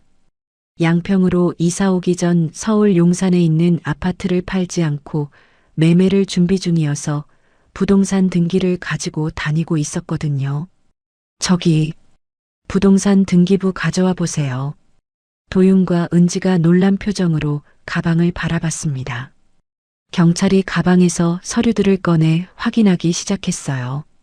기순이 힘겹게 말했습니다. 내가 말 안 한 게 있어. 엄마, 무슨 소리세요? 서울 용산 아파트가 있어. 내 아버지랑 신혼 때 산 집인데 30년 동안 안 팔고 있었어. 도윤의 얼굴이 하얗게 질렸습니다. 용산이요? 그런데 왜 말씀 안 하셨어요? 지금은 15억이 넘어. 그리고 내 아버지 보험금하고 내가 40년 간호사 하면서 모은 돈. 주식에 예금에 다 합치면 25억은 될 거야. 경찰이 등기부등본을 확인하며 놀란 표정을 지었어요. 정말 15억이 넘는 부동산이 많네요. 은지가 주저앉았습니다. 끝까지 우기던 은지도 더 이상 버티기 힘들었죠. 그리고 자기들이 얼마나 어리석은 짓을 했는지 깨달은 거죠. 어머님, 그럼 우리가... 기순이 차가운 눈빛으로 아들을 바라봤습니다. 4억 때문에 25억을 가진 나를, 너희에게 모두 다 주려고 했던 나를 죽이려 했다는 소리지. 도윤의 얼굴이 더욱 창백해졌습니다. 조금만 기다렸으면 다 너희 거였을 텐데. 기순이 힘겹게 말을 이었습니다. 오늘 너와 함께 식사하면서 용산 아파트를 너에게 증여하겠다고 말하려고 했어. 내가 경제적으로 어렵다고 하니까 15억짜리 집을 미리 물려주려고 했던 거야. 도윤이 무릎을 꿇으며 울부짖었습니다. 엄마, 몰랐어요. 정말 몰랐어요. 몰랐다고? 기순의 목소리가 차가워졌습니다. 그럼 재산이 있는 줄 알았으면 안 죽였을 거고 없었으면 그대로 죽였을 거란 말이니? 은지가 완전히 주저앉으며 머리를 감쌌습니다. 끔찍한 실수를 했는지 이제야 깨달았던 것입니다. 기순의 목소리는 약했지만 그 안에는 깊은 실망이 담겨 있었습니다. 25억이든 25만 원이든 상관없어. 도윤이 고개를 들어 어머니를 바라봤습니다. 내가 돈 때문에 엄마를 죽이려 했다는 사실은 변하지 않거든. 은지가 무릎을 꿇고 엎드렸습니다. 이제 더 이상 숨길 것도 변명할 것도 없었거든요. 어머님, 정말 죄송합니다. 저희가 미쳤었습니다. 미쳤다고? 기순이 절규에 가깝게 소리쳤습니다. 그 목소리는 분노도 화남도 아니었습니다. 그저 허탈함과 허망함의 목소리였어요. 아니야. 너희는 정신이 멀쩡했어. 그래서 더 끔찍한 거야. 경찰이 도윤과 은지에게 수갑을 채웠습니다. 한도윤 씨, 박은지 씨 살인미수 혐의로 긴급 체포합니다. 기순이 마지막으로 아들을 바라봤습니다. 도윤아. 도윤이 고개를 들었습니다. 눈물과 콧물로 범벅이 된 얼굴이었죠. 나는 너를 정말 사랑했단다. 기순의 목소리가 흐느끼며 떨렸습니다. 그런데 넌 왜? 도윤이 더 큰 소리로 울기 시작했습니다. 엄마, 미안해요. 정말 미안해요. 미안하다고? 기순의 목소리가 차가워졌습니다. 이게 미안하다고 설명이 되는 상황이니? 구급차가 도착했습니다. 구급대원들이 들것을 들고 올라왔죠. 환자분이 어디 계세요? 서윤이 어머니를 가리켰습니다. 여기요. 수면제를 섭취하신 것 같아요.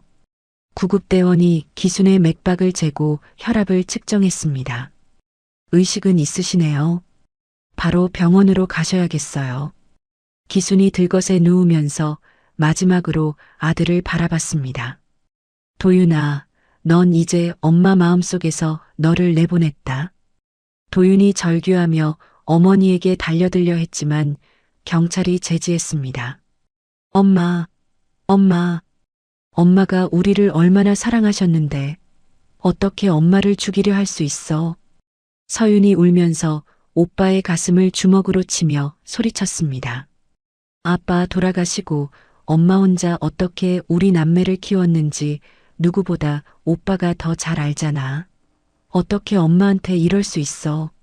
서윤아, 미안해. 정말 미안해. 미안하다고? 엄마를 죽이려 했는데 미안하다고 하면 다야? 서윤의 목소리가 더욱 격해졌습니다. 오빠는 사람도 아니야. 짐승보다 못해.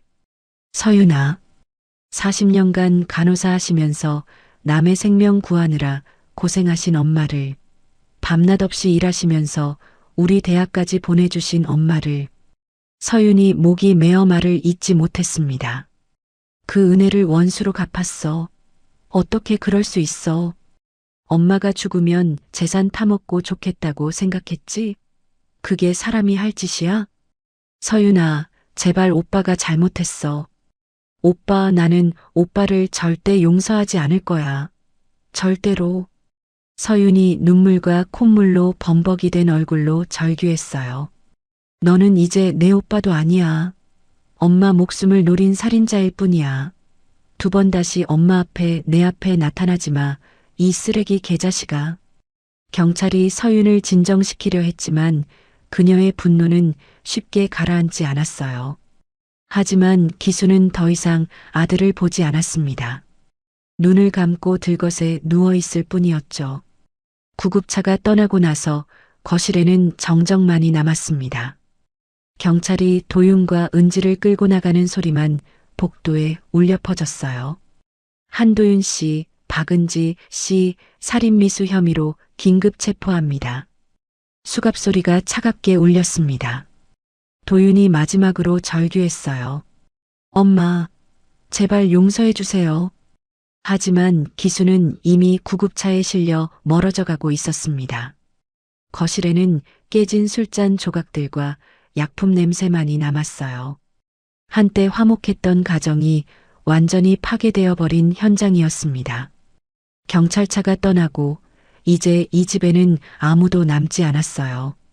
25억의 재산을 둘러싼 탐욕이 만들어낸 비극의 무대였습니다. 사이렌 소리가 거리에 울려 퍼지는 가운데 구급차 안에서 기순의 의식은 현실과 환상 사이를 오락가락했습니다.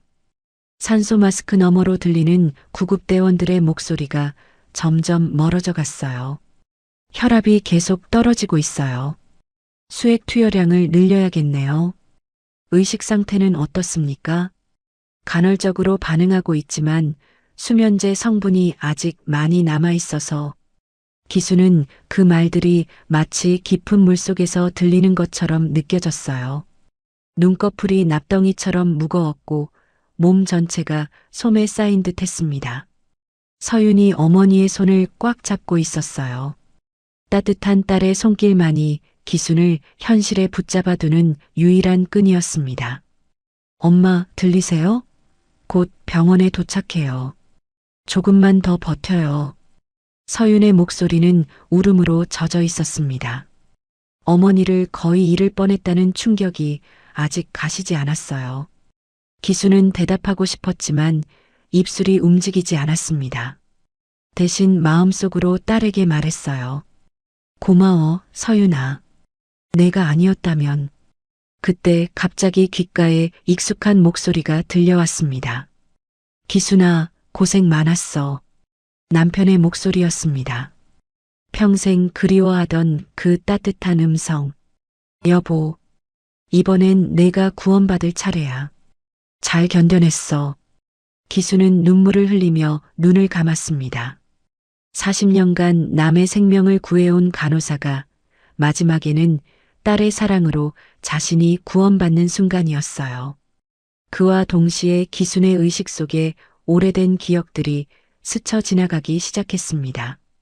마치 주마등처럼 과거의 장면들이 눈앞에 펼쳐졌어요. 첫 번째로 떠오른 것은 도윤이 태어났던 날이었습니다. 30년 전 분만실에서 갓 태어난 아들을 처음 안았던 그 순간, 작고 빨간 얼굴의 아기가 자신을 보며 울던 모습이 생생했어요. 우리 아들 건강하게 자라거라. 젊은 시절의 자신이 아기에게 속삭이는 목소리가 들렸습니다. 그때는 이 아이가 자신에게 어떤 일을 저지르게 될지 꿈에도 몰랐죠. 두 번째 기억은 도윤이 5살이었을 때였습니다. 높은 열이 나서 병원에 입원했던 그 밤, 기수는 하루 종일 아들 곁을 지키며 간병했어요. 엄마 아파요. 어린 도윤이 보채며 울던 모습이 떠올랐습니다. 기수는 밤새 아들의 이마에 차가운 수건을 올려주며 열이 내리기를 기도했었어요. 괜찮아, 엄마가 있어. 금세 나을 거야. 그때의 자신은 세상에서 가장 소중한 것을 지키는 기분이었습니다. 아들의 생명을 구하기 위해서라면 무엇이든 할 수 있었어요. 하지만 이제는 그 아들이 자신의 생명을 노리고 있었다니. 너는 이제 내 아들이 아니야. 방금 전 자신이 했던 말이 마음속에서 메아리 쳤습니다. 평생을 함께한 아들과의 인연을 끊어버린 그 한마디. 돌이킬 수 없는 선을 넘어버렸다는 것을 알았어요. 구급차가 병원 응급실에 도착했습니다. 응급실 직원들이 들것을 받아 서둘러 응급처치실로 향했어요. 중독 환자입니다. 졸피뎀 과다 복용 추정됩니다. 네, 알겠습니다. 즉시 위세척 준비하세요. 의료진들의 분주한 움직임과 기계음들이 어지럽게 섞였습니다. 기수는 그 소리들을 들으며 자신이 간호사였던 시절을 떠올렸어요. 40년 전 자신도 이렇게 응급 환자들을 돌봤었습니다. 생사의 갈림길에 선 사람들을 구하기 위해 밤낮 없이 뛰어다녔죠. 그때는 누군가의 생명을 구한다는 것이 얼마나 숭고한 일인지 몰랐어요. 하지만 지금은 자신이 그 침대에 누워 있었습니다. 평생 남을 구해왔던 사람이 이제는 구원을 받아야 하는 처지가 된 것이었어요. 보호자분은 밖에서 기다려주세요. 간호사가 서윤에게 말했습니다. 서윤은 어머니의 손을 놓기 싫어했지만 할 수 없이 밖으로 나갔어요. 기수는 혼자 남겨진 응급처치실에서 천장을 바라봤습니다. 하얀 천장과 차가운 조명이 간호사 시절의 기억을 더욱 생생하게 만들었어요. 이런 기분이었구나. 환자가 되어서야 알게 된 것들이 있었습니다. 차가운 침대의 느낌, 각종 기계들이 내는 소음, 그리고 무엇보다 가족에 대한 그리움. 아니, 이제는 가족이라 할 수 없었죠.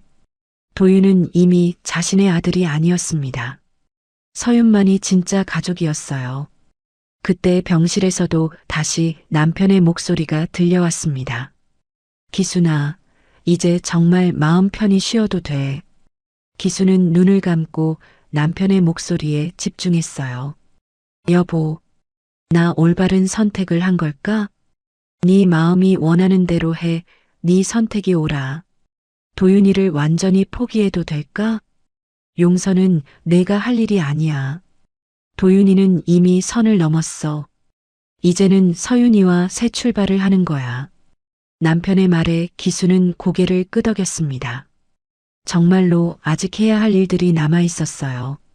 우선은 이 위기에서 벗어나야 했고, 그 다음에는 새로운 삶을 시작해야 했습니다. 의사가 응급처치실로 들어왔습니다. 환자분 의식은 어떻습니까? 간헐적으로 반응하고 있습니다. 다행히 생명에는 지장이 없을 것 같아요. 위세척은 완료됐나요? 네, 독성 물질 대부분을 제거했습니다. 이제 경과를 지켜봐야겠어요. 의료진들의 대화를 들으며 기수는 안도했습니다. 살아날 수 있다는 희망이 보였어요. 하지만 몸은 살아났어도 마음의 상처는 깊었습니다. 평생을 함께한 아들의 배신, 그것은 어떤 약으로도 치료할 수 없는 상처였어요. 시간이 흘러 밤이 깊어갔습니다. 응급실의 소음도 조금씩 잠잠해졌어요. 기순의 의식도 점점 또렷해지기 시작했습니다. 엄마 깨셨어요? 서윤의 목소리가 들렸습니다. 딸이 언제 들어왔는지 침대 옆에 앉아 있었어요. 서윤아. 기순이 힘겹게 입을 열었습니다. 목이 메말라 목소리가 제대로 나오지 않았어요. 물 드릴까요? 서윤이 물컵을 들어 어머니의 입에 대주었습니다. 차가운 물이 목을 적시자 조금 나아졌어요. 고마워. 내가 아니었다면. 엄마, 이제 괜찮아요. 다 끝났어요. 하지만 기수는 끝나지 않았다는 것을 알고 있었습니다. 오히려 진짜 시작은 지금부터였어요. 이 끔찍한 경험을 어떻게 받아들이고 아들 없이 어떻게 새로운 삶을 살아갈 것인가 하는 문제가 남아 있었습니다. 서윤아, 내가 너무 냉정했을까? 무슨 말씀이세요? 도윤이한테 넌 내 아들이 아니다라고 했잖아. 서윤이 어머니의 손을 꽉 잡았습니다. 엄마, 오빠는 선을 넘었어요. 어떤 사정이 있어도 엄마를 죽이려 했다는 건 용서될 수 없어요. 기수는 딸의 말에 위로를 받았습니다. 자신의 선택이 틀리지 않았다는 확신이 들었어요. 창밖으로 새벽해가 떠오르고 있었습니다. 긴 밤이 지나고 새로운 하루가 시작되는 것이었어요. 기순에게도 새로운 시작이 될 수 있을까요? 그녀는 딸의 손을 꽉 잡고 눈을 감았습니다. 앞으로 어떤 일이 벌어질지는 모르겠지만 적어도 혼자가 아니라는 것만은 확실했어요. 그리고 25억이라는 재산이 있으니 서윤과 함께 의미 있는 일들을 할 수 있을 것 같았습니다. 아들을 잃었지만 진짜 가족의 소중함을 깨달았어요. 그것만으로도 다시 일어설 용기가 생겼습니다. 새벽 햇살이 병실 창문을 통해 들어오고 있었습니다. 기수는 천천히 눈을 떴어요. 머리가 아직 무겁고 입안이 텁텁했지만 어제보다는 훨씬 또렷한 의식을 느낄 수 있었습니다. 엄마 깨셨어요? 침대 옆에 앉아있던 서윤이 반갑게 말했어요. 밤새 어머니 곁을 지킨 듯 얼굴에는 피로가 깃들어 있었지만 안도의 미소를 짓고 있었습니다. 서윤아, 몇 시야? 기순이 힘겹게 입을 열었습니다. 목소리가 여전히 쉬어 있었어요. 오전 8시예요. 밤새 잘 주무셨어요. 의사 선생님이 곧 오신다고 했어요. 서윤이 어머니의 손을 꽉 잡았습니다. 따뜻한 딸의 손길이 기순에게 안정감을 주었어요. 물 좀 줄래? 서윤이 재빨리 물컵을 가져다 주었습니다. 기순이 물을 마시자 목이 조금 나아졌어요. 그때 병실 문이 열리며 흰 가운을 입은 중년 의사가 들어왔습니다. 손에는 검사 결과지를 들고 있었죠. 안녕하세요, 김기순 환자분. 컨디션이 어떠세요? 많이 좋아진 것 같아요, 선생님. 기순이 침대에서 몸을 일으켜 앉으려 했지만 아직 어지러움이 남아 있었어요. 천천히 하세요. 혈액 검사와 소변 검사 결과가 나왔습니다. 의사가 결과지를 펼쳐 보였습니다. 각종 수치들이 적혀 있었지만 서윤에게는 암호 같았죠. 졸피뎀 성분이 상당량 검출됐습니다. 일반적인 복용량의 5배 정도 되는 수치예요.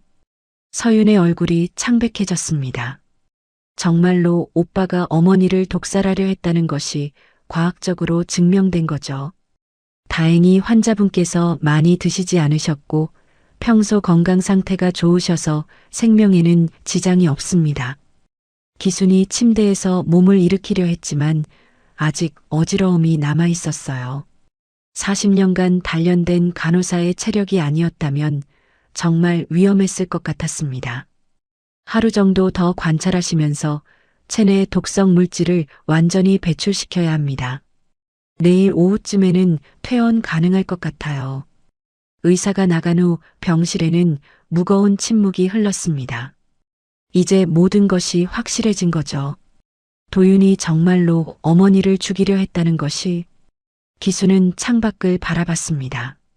아침이 밝아가고 있었지만 마음은 여전히 무거웠죠. 어디선가 구급차 사이렌 소리도 들렸습니다. 40년 전 자신도 저런 소리를 들으며 환자들을 돌봤었는데 이제는 자신이 구조받는 입장이 된 것 같아 씁쓸했어요. 서윤아. 기순이 딸을 불렀습니다. 네, 엄마. 너는 어떻게 알았니? 도윤이가 그런 짓을 할 줄. 서윤이 의자를 침대 가까이 당기며 앉았습니다. 말하기 힘든 표정이었죠. 사실은 한 달 전부터 의심하고 있었어요. 한 달 전부터? 네. 오빠가 갑자기 엄마 건강에 관심을 보이기 시작했잖아요. 처음엔 철이 든 줄 알았는데 뭔가 부자연스러웠어요. 서윤은 지난 몇 주간의 일들을 떠올렸습니다. 평소 한 달에 한 번도 안 하던 오빠가 갑자기 매주 엄마에 대한 안부를 나한테 묻고 어머니의 건강 상태를 자세히 물어보고 심지어 복용하는 약까지 물어보더라고요. 너무 찜찜한 생각이 들어서 사람을 써서 오빠 뒤를 좀 캤어요. 기순이 깜짝 놀라며 딸을 바라봤습니다. 처음엔 그냥 확인차 했는데 서윤이 잠시 말을 멈췄습니다. 아직도 믿기지 않는 일이었거든요. 은지가 여러 약국을 돌아다니며 졸피뎀을 소량씩 구입하고 있었어요. 한 곳에서 많이 사면 의심받을까봐 나눠서 산 거죠. 기순의 주먹이 이불 위에서 불끈 쥐어졌습니다. 그렇게 치밀하게 계획했다는 뜻이었죠. 그리고 더 충격적인 건 엄마 명의로 생명보험을 4건이나 가입했어요. 수익자는 모두 오빠 이름으로 되어 있었고요. 총액이 얼마나 되는데? 4억 2천만 원이에요. 기순이 허탈한 웃음을 지었습니다. 고작 4억을 위해 자신의 목숨을 노렸다니. 아이러니하게도 그 돈의 몇 배를 이미 가지고 있었는데 말이죠. 그때 병실 문이 다시 열렸습니다. 이번에는 정장을 입은 중년 남성이 들어왔죠. 경찰 배지가 보였습니다. 김기순 어르신이시죠? 양평서 강력계 이동욱 형사입니다. 형사는 수첩과 볼펜을 꺼내며 침대 옆 의자에 앉았습니다. 몸 상태가 괜찮으시면 간단히 진술받고 싶습니다. 기순이 고개를 끄덕였습니다. 이제 모든 것을 말할 때가 왔죠. 아들과 며느리가 저를 독살하려 했습니다. 형사가 수첩에 뭔가 적으며 물었습니다. 언제부터 의심하셨나요? 기수는 어제 있었던 일을 차근차근 설명했습니다. 이상한 술맛, 아들과 며느리의 부자연스러운 행동, 그리고 서윤의 다급한 전화까지. 형사는 중간중간 세부 사항을 물어가며 꼼꼼히 기록했죠. 현재 두 용의자는 구속 상태입니다. 내일 검찰에 송치될 예정이고요. 형량은 어느 정도 될까요? 살인 미수죄와 보험 사기 등이 적용되면 7년에서 15년 정도 예상됩니다. 다만 미수에 그친 점과 초범인 점은 참작될 수 있어요. 형사가 잠시 망설이더니 기순을 바라봤습니다. 그런데 한 가지 의외인 게 있어요. 뭔가요? 어르신께서 상당한 재산을 소유하고 계시더군요. 부동산만 15억, 금융 자산까지 합치면 25억 정도. 서윤이 깜짝 놀라며 어머니를 바라봤습니다. 이런 얘기는 처음 듣는 것이었거든요. 이걸 알았다면 굳이 보험금을 노릴 이유가 없었을 텐데요. 기순이 쓸쓸하게 미소를 지었습니다. 숨겨뒀죠. 자식들이 싸울까 봐서. 하지만 결과적으로는 이 때문에 더 큰 비극이 벌어진 셈이네요. 기순은 대답하지 않았습니다. 후회해봤자 소용없는 일이었거든요. 형사가 일어서며 명함을 건넸습니다. 추가로 필요한 게 있으면 연락드리겠습니다. 그럼 푹 쉬세요. 형사가 나간 후 모녀는 한동안 말없이 앉아 있었습니다. 복도에서는 간간히 간호사들의 발걸음 소리와 의료 장비 소음이 들렸죠. 엄마, 정말 25억이나 되세요? 서윤이 놀라며 조심스럽게 물었습니다. 응, 평생을 모았어. 중요한 건 내 아버지와 함께 시작한 작은 집이 30년을 살았더니 많이 올랐더구나. 왜 말씀 안 하셨어요? 기순이 딸을 바라봤습니다. 그 눈빛에는 깊은 피로와 실망이 담겨 있었죠. 말하면 뭐해? 어차피 너희들 것인데. 그때 복도에서 소란스러운 소리가 들렸습니다. 누군가 소리치는 목소리였죠. 엄마, 엄마를 만나게 해주세요. 도윤의 목소리였습니다. 경찰 호송 차량에서 잠시 면회를 요청한 것 같았죠. 간호사가 병실 문을 살짝 열고 들어왔습니다. 면회 요청이 왔는데 받으시겠어요? 기순이 단호하게 고개를 저었습니다. 안 만나요. 돌려보내세요. 엄마, 제발요. 한 번만 봐주세요. 복도에서 도윤의 절규가 들렸습니다. 하지만 기수는 눈을 감고 고개를 돌렸죠. 돌려보내라고 하세요. 도윤의 울음소리가 점점 멀어졌습니다. 기순의 가슴이 먹먹해졌지만 마음을 굳게 먹었죠. 이미 돌이킬 수 없는 선을 넘었다고 생각했거든요. 엄마, 그래도 한 번은 만나보시는 게. 아니야. 듣고 싶은 말도 만나고 싶은 마음도 절대 없다. 기순이 딸을 바라봤습니다. 그 눈빛에는 차가운 분노가 남아 있었죠. 엄마를 죽이려 한 놈한테 무슨 얘기를 들을 거며 무슨 용서를 하겠니? 서윤은 더 이상 말할 수 없었습니다. 어머니의 마음을 이해했거든요. 내일 퇴원하면 바로 변호사를 만날 거야. 유언장을 새로 써야겠어. 유언장요? 엄마 아직 정정하신데 무슨 유언장이세요? 아니야. 이번에 내가 확실히 느꼈어. 기순의 목소리는 흔들림이 없었습니다. 이미 마음의 결정을 내린 것 같았죠. 확실하게 해야 할 건 해야 한다는 걸. 도윤이는 완전히 배제하고 상속 결격 사유도 명시해서 밤이 깊어갔지만 기수는 쉽게 잠들 수 없었습니다.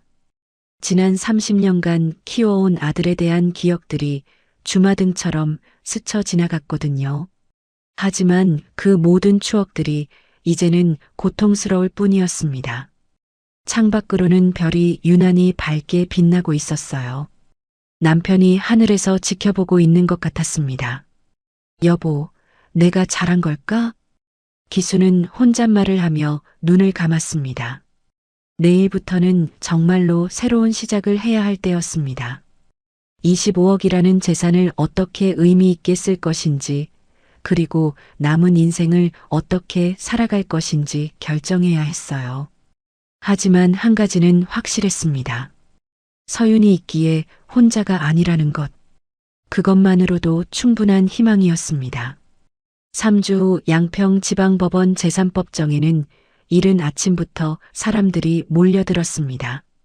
아들이 어머니를 독살하려 했다는 충격적인 사건이 언론의 주목을 받으면서 방청석은 기자들과 구경꾼들로 가득 찼죠. 70대 전직 간호사와 그의 아들이라는 설정만으로도 충분히 자극적이었거든요. 기수는 서윤의 부축을 받으며 증인석으로 향했습니다. 3주간의 회복 기간 동안 몸은 많이 좋아졌지만 마음의 상처는 여전했죠. 깔끔하게 다린 정장을 입고 있었지만 그녀의 얼굴에는 깊은 피로감이 역력했습니다. 30년간 키워온 아들과 법정에서 마주해야 한다는 현실이 아직도 믿기지 않았거든요. 피고석에 앉은 도윤은 수척해진 모습이었습니다. 3주간의 구치소 생활이 그를 완전히 바꿔놓았죠. 한때 단정했던 얼굴은 창백했고 눈가에는 다크서클이 짙게 드리워져 있었습니다. 그는 어머니가 들어오는 모습을 보자마자 눈물을 쏟기 시작했죠. 하지만 기수는 아들을 쳐다보지도 않았습니다. 재판장이 망치를 두드리며 개정을 선언했습니다. 웅성거리던 방청석이 조용해졌죠. 피고인 한도윤, 박은지에 대한 살인미수 및 보험사기 사건을 개정합니다. 검사가 일어서서 기소 내용을 낭독하기 시작했습니다. 피고인들이 피해자에게 졸피뎀을 투여하여 살해하려 했다는 내용이었죠. 방청석에서는 탄식 소리가 새어나왔습니다. 변호사가 무죄를 주장하며 반박했습니다. 단순한 실수였고 살인 의도는 없었다는 것이었죠. 하지만 증거는 너무나 명확했습니다. 기순이 증인석에 섰을 때 법정은 숨막히는 정적에 휩싸였습니다. 그녀는 떨리는 목소리로 그날 밤의 일을 증언하기 시작했죠. 아들이 갑자기 저녁 식사를 하자고 초대했습니다. 기순의 목소리는 담담했지만 그 안에는 깊은 상처가 배어 있었습니다. 30년 간호사 생활을 하면서 처음이었어요. 평소에는 연락도 잘 안 했는데 갑자기 저녁 초대를 하더군요. 그날 뭔가 이상함을 느끼셨나요? 검사가 물었습니다. 술이 이상했습니다. 평소 인삼주와는 완전히 달랐어요. 쓰고 텁텁했죠. 간호사 시절 약품 냄새와 비슷했습니다. 기순이 잠시 숨을 고르며 계속했죠. 그리고 아들과 며느리 행동도 부자연스러웠어요. 계속 제가 술을 마시는지 확인하고 두 사람이 소곤거리더군요. 그때 서윤 씨에게서 전화가 왔다고 하셨는데 어떤 내용이었나요? 딸이 절대 마시지 말라고 했습니다. 수면제가 들어있다고 했어요. 방청석에서 술렁임이 일었습니다. 기수는 잠시 숨을 고르고 계속했죠. 그때 깨달았습니다. 내 아들이 정말로 나를 죽이려 했다는 것을. 기순의 목소리가 떨렸습니다. 법정에 있는 모든 사람들이 그녀의 고통을 느낄 수 있었죠. 간호사로 40년을 살면서 수많은 독성 물질 중독 환자들을 봤습니다. 가족들의 욕심 때문에 고통받는 환자들을 많이 봤어요. 하지만 설마 내 아들이. 기순이 말을 잇지 못하자 법정은 더욱 조용해졌습니다. 도윤이 갑자기 일어서며 소리쳤습니다. 엄마, 정말 죄송해요. 재판장이 조용히 하라고 제지했지만 도윤은 계속 울부짖었습니다. 엄마가 그렇게 많은 재산이 있는 줄 몰랐어요. 정말 몰랐다고요. 기순이 천천히 아들을 바라봤습니다. 3주 만에 처음 마주하는 눈빛이었죠. 하지만 그녀의 표정에는 연민도 용서도 없었습니다. 돈이 있고 없고의 문제가 아니야. 기순의 목소리가 법정에 울려 퍼졌습니다. 넌 아직도 뭘 잘못했는지 본질적인 문제를 모르고 있어. 돈이 있었으면 안 죽였을 거라고. 그래서 돈이 없어 보여서 죽이고 보험금으로 빚 갚으려고 했니? 기순의 목소리는 차갑고 단호했습니다. 25억이든 25만 원이든 상관없어. 내가 엄마를 죽이려 했다는 사실은 변하지 않거든. 도윤이 주저앉으며 더 큰 소리로 울기 시작했습니다. 하지만 기수는 더 이상 아들을 보지 않았죠. 변호사가 정상 참작을 호소했습니다. 경제적 어려움, 초범, 미수에 그친 점 등을 들며 선처를 구했죠. 하지만 검사는 계획적 범행이었고 혈육을 대상으로 한 중대한 범죄라며 중형을 구형했습니다. 마지막 최후 진술에서 은지가 일어났습니다. 정말 죄송합니다. 저희가 어리석었습니다. 하지만 그녀의 말은 형식적으로 들렸죠. 도윤이 마지막으로 일어섰습니다. 그의 얼굴은 눈물로 범벅이었죠. 엄마, 저는 정말... 하지만 말을 잇지 못했습니다. 기순이 완전히 외면하고 있었거든요. 재판장이 판결을 선고했습니다. 피고인 한도윤에게 징역 5년, 피고인 박은지에게 징역 4년을 선고합니다. 도윤이 무너져 내렸습니다. 하지만 기수는 끝까지 아들을 보지 않았죠. 또한 피해자에 대한 손해배상 책임도 인정하여 연대하여 5천만 원을 배상하라. 법정을 나서는 기순에게 기자들이 몰려들었습니다. 아들을 용서할 생각은 없으신가요? 기순이 잠시 걸음을 멈췄습니다. 그리고 단호하게 말했죠. 용서는 없습니다. 이미 내 아들이 아니에요. 그럼 앞으로 어떻게 사실 건가요? 남은 인생은 의미 있게 살아갈 생각입니다. 간호사로 40년간 남을 도왔듯이 이제는 다른 방식으로 도움이 되고 싶어요. 그날 밤 기수는 변호사 사무실에서 유언장을 작성했습니다. 도윤에 대한 모든 상속권을 박탈하는 내용이었죠. 평생을 모은 25억의 재산 중 절반은 서윤에게, 그리고 절반은 도서관 의료지원단체에 기부하기로 했습니다. 정말 후회하지 않으시겠어요? 변호사가 마지막으로 확인했습니다. 후회할 게 없어요. 이미 끝난 일이에요. 기순의 목소리는 흔들림이 없었습니다.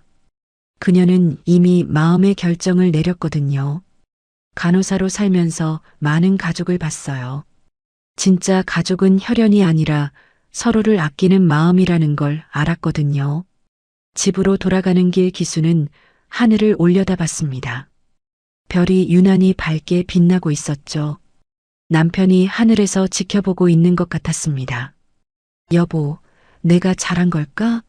하지만 이제는 후회하지 않을 거야. 기수는 혼잣말을 하며 집으로 향했습니다. 이제 정말로 새로운 시작을 해야 할 때였죠. 그런데 기수는 몰랐습니다. 이 결정이 그녀에게 진정한 평화를 가져다 줄 것이라는 것을, 그리고 남은 인생을 더욱 의미 있게 살 수 있게 해줄 것이라는 것을. 재판이 끝났지만 기순의 진짜 새로운 인생은 이제부터 시작이었습니다. 6개월 후 양평의 아침 공기는 여전히 맑고 시원했습니다. 기수는 새벽 5시에 눈을 뜨고 텃밭으로 향했어요. 40년 간호사 시절의 습관은 여전했지만 이제는 마음이 한결 가벼웠죠. 텃밭에서 자란 배추와 물을 바라보며 작은 보람을 느꼈습니다. 지난 6개월 동안 기순의 삶은 완전히 바뀌었습니다. 재판이 끝난 후 그녀는 새로운 일상을 찾아가기 시작했거든요. 매주 수요일과 토요일에는 양평 노인복지센터에서 봉사활동을 했습니다. 응급처치 교육과 건강관리 강의를 해주는 것이 주된 역할이었죠. 40년간 쌓인 간호사 경험이 큰 도움이 되었어요. 기순 씨 덕분에 우리가 건강하게 지내고 있어요. 지난번 응급처치 교육 정말 유용했어요. 80대 어르신이 고맙다며 손을 잡아주셨을 때 기수는 진짜 보람을 느꼈습니다. 평생 환자들을 돌봐온 간호사로서 이제는 다른 방식으로 사람들을 돕고 있다는 생각에 뿌듯했거든요. 특히 기순이 12억 5천만 원을 기부한 노인 의료지원재단은 지역사회에 큰 화제가 되었습니다. 양평 군수가 직접 감사패를 전달했고 지역신문에도 크게 보도되었죠. 하지만 기수는 조용히 봉사활동만 계속했습니다. 어느 토요일 오후 서윤이 어머니를 찾아왔습니다. 요즘은 매주 한 번씩 얼굴을 보러 왔거든요. 어머니가 혼자 지내는 것이 걱정되기도 했고 무엇보다 어머니와 더 많은 시간을 보내고 싶었습니다. 엄마, 오늘 봉사활동 어떠셨어요? 좋았어. 할머니들이 내가 가져다 준 김치를 무척 좋아하시더라. 기수는 요즘 텃밭에서 직접 기름 배추로 김치를 담가서 복지센터 어르신들에게 나눠드리고 있었습니다. 한때 남편이 했던 일을 이제 자신이 하고 있는 셈이었죠. 엄마가 이렇게 행복해 하시는 모습을 보니 저도 기뻐요. 서윤이 진심으로 말했습니다. 몇 달 전까지만 해도 어머니는 깊은 상처에 시달렸는데 이제는 완전히 다른 사람 같았거든요. 나도 몰랐어. 남을 도우면서 이렇게 마음이 편해질 줄은. 기순이 창밖을 바라보며 말했습니다. 저녁 노을이 산등성이를 붉게 물들이고 있었죠. 그런데 엄마 오빠 생각은 안 나세요? 서윤이 조심스럽게 물었습니다. 도윤은 현재 서울 구치소에서 복역 중이었거든요. 기순이 잠시 침묵했습니다. 거짓말하자면 아예 생각이 안 나는 것은 아니었죠. 하지만 이제는 미움보다는 연민이 앞섰습니다. 가끔 생각나지. 하지만 후회는 없어. 혹시 면회라도. 아니야. 그 애도 자기 길을 가야지. 기순의 목소리는 단호했지만 예전처럼 차갑지는 않았습니다.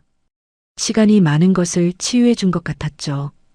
그때 현관문에서 벨소리가 들렸습니다. 양평 보건소 직원들이 찾아온 것이었죠. 기순이 기부한 의료 장비 덕분에 지역 의료 서비스가 훨씬 나아졌다며 감사 인사를 하러 온 것이었습니다. 기순 선생님 덕분입니다. 새로운 응급처치 장비로 지난주에도 생명을 구조했어요. 젊은 간호사가 환하게 웃으며 말했습니다. 그래요? 그럼 다행이군요. 기순도 덩달아 기뻐했습니다. 자신의 돈이 진짜 필요한 곳에 쓰이고 있다는 것만으로도 충분했거든요. 특히 어르신들 대상 응급처치 교육이 정말 효과적이에요. 기순 선생님의 40년 경험이 정말 귀중한 자산이에요. 보건소 직원들이 돌아간 후 모녀는 마루에 앉아 차를 마셨습니다. 가을 저녁의 고즈넉함이 집안을 감쌌죠. 엄마, 정말 후회 없으세요? 후회할 게 뭐가 있겠니? 나는 지금이 가장 행복해. 기순의 얼굴에는 진짜 평화로운 미소가 떠 있었습니다. 그리고 서윤아, 너 같은 딸이 있어서 정말 고맙다. 저야말로 엄마가 자랑스러워요. 그날 밤 기수는 오랜만에 깊게 잠들었습니다. 꿈에서는 돌아가신 남편이 나타났죠. 여보, 잘했어. 정말 잘했어. 남편이 환하게 웃으며 말했습니다. 이제 진짜 행복하게 살아. 기수는 꿈속에서도 미소를 지었습니다. 다음 날 아침 기수는 평소보다 일찍 일어나 복지센터로 향했습니다. 오늘은 특별히 어르신들과 함께 김장을 담그는 날이었거든요. 기순 씨가 오셨네요. 어르신들이 반갑게 맞아주셨습니다. 이제 기순은 이곳에 없어서는 안 될 존재가 되었죠. 김장을 담그면서 어르신들과 옛날 이야기를 나누는 기순의 모습은 정말 행복해 보였습니다. 한때 죽음보다 뜨거운 배신을 겪었지만 이제는 그보다 더 따뜻한 사랑을 나누고 있었거든요. 오늘 이야기는 어떠셨나요? 요즘 뉴스를 보면 자식이 부모를 해치는 끔찍한 사건들이 종종 들려옵니다. 유산을 노린 존속살해, 보험금을 위한 범죄, 빚 때문에 가족을 버리는 일들. 언제부터 돈이 혈육보다 소중해진 걸까요? 언제부터 부모의 사랑을 당연하게 여기며 이용의 대상으로만 바라보게 된 걸까요? 진정한 효도는 거창한 것이 아닙니다. 안부 한 통화, 따뜻한 말 한마디면 충분해요. 하지만 탐욕에 눈이 멀면 가장 소중한 것들을 잃게 됩니다. 돈은 벌면 되지만 부모는 떠나시면 돌아오지 않아요. 부모님이 살아계실 때 사랑을 표현하세요. 재산이 아니라 마음을 물려받는 자녀가 되시길 바랍니다. 가족의 소중함을 잊지 마시고 오늘도 부모님께 안부 인사 한번 드려보세요. 구독과 좋아요는 큰 힘이 됩니다. 댓글로 여러분의 생각을 들려주세요. 항상 건강하시고 행복하세요.